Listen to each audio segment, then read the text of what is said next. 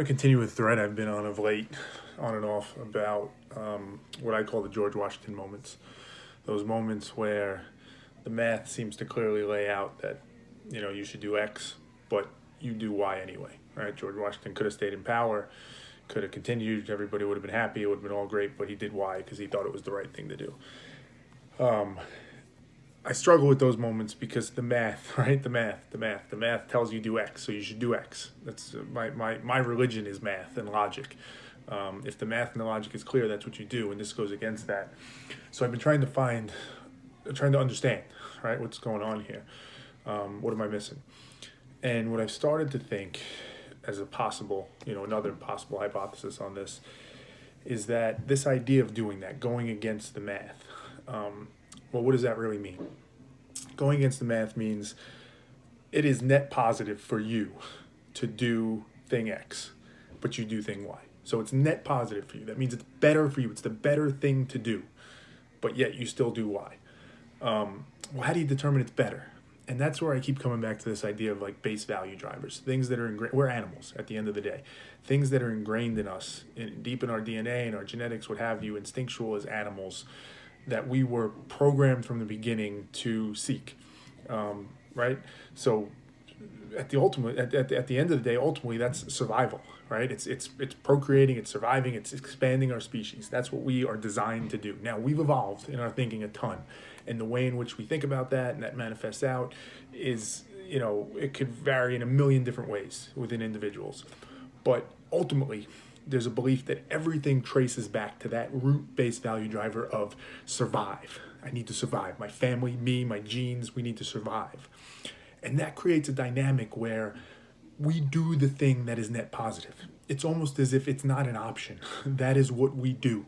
We are programmed to do it. And you can say, well, what about your George Washington moment? I mean, maybe, right? Maybe this is all, theory here. Maybe George Washington was able to overcome it in some way, and that's interesting. Maybe in some way it was net positive for him to walk away, and that's not the best of examples. The point is, what I'm getting at is my belief is more and more that we are not capable to do it, at least at scale, right? Where everybody would do it, where everybody would say, hey, I know this isn't net positive for me, but I'm going to do it because it's the right thing. I just don't think it's possible. And you can think of it as a row of Christmas lights. It has to be true that everybody does it, because just like a row of Christmas lights, if one doesn't do it, this thing don't work. And the trust that it would take, the risk you would put yourself in, the vulnerability if you did it, if you said, I'm going to act against what's net positive for me, but somebody else didn't, well, now that's counter to what we're programmed for, which is survival. So what does this all mean? Where am I going with all this? It almost makes me wonder and think that we have to evolve in a way, in a whole new way. Almost, I would compare it back to when, and I'm probably going to butcher the actual science of this, but when we got opposable thumbs. That was a clear marker in our evolution that we are now something different, right? We're no longer primates or whatever it was before. We now have opposable thumbs. You could say the same thing about how our frontal lobe started to process in our brain and our consciousness, right? That evolved us into something different, which we now are as humans. It's almost as if there's one more step, or at least another step in the evolution process, which is our ability to do this, our ability to see that we're better off if we act in certain ways that aren't maybe net positive for us in the moment, right, that we can see, but if everybody does it, we will all be better off type thing. And this isn't a pitch for, communism or socialism or anything like that, because I don't know where it plays out. If everybody actually starts acting in that way, I don't know where it ends. Maybe it's communism, I don't know, right? My point is just that I think there's an opportunity for us to evolve past, and it sounds kind of wacky, but past what humans are, right? The next step in it, to be able to do this. And it can't be a conscious thing. I think that's the important piece, right? You'd say, well, okay, you just have to teach people to do that.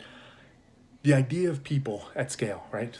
Everybody doing this, of on a day-to-day, minute-by-minute basis, actively overcoming that instinctual need to protect ourselves, right? It just doesn't seem feasible. It would have to be almost a subconscious thing, something ingrained in us, just hardwired, programmed into us that we do it. We know now we can do things for the greater good. We're not trying to just protect ourselves at all cost. That's ultimately what you're looking for. And I think the way I'll wrap this up and kind of how I think about it is you almost need people to think of everybody as you would view your own family, right? Think of it that way. It's ingrained in me to protect my son.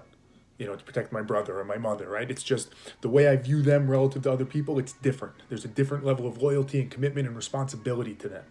It's almost as if you want people to have that for everybody.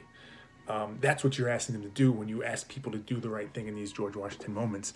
And I guess maybe the depressing conclusion I'm coming to here, or at least, hypothesized conclusion, is that it's just not realistic. It's not feasible. We're never going to get there.